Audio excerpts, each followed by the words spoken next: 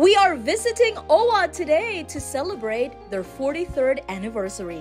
Kaya naman lahat ng ating mga OFWs dito sa Osaka and the Kansai area sumugod at nakisali sa kanilang selebrasyon. 43 taon na pala ang OWA. Bahagyang mas matanda lang siya sa akin. Nakaka-proud na sa kanyang 43rd anniversary, isa na akong OFW na nakikilahok sa selebrasyong ito.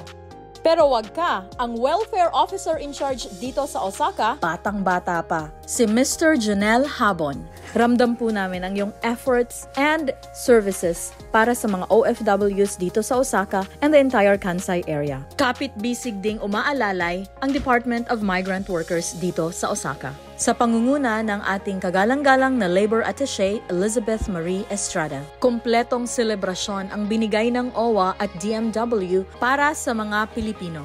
Bukod sa kainan, tawanan, kamustahan ng bawat OFW-yung nakilahok, mawawala ba naman ang mga pag-giveaways ng bawat parting Pilipino? Lahat ay tuwang-tuwa sa kanilang mga bitbit at may pa-take home pa. Abangan nyo ha sa susunod ang mga kaganapan sa parting ito. Iba talaga pag ang Pilipino ay nagkakaisa at nagsasama-sama. Kaya naman, maraming salamat OWA! Hanggang sa muli! Bye!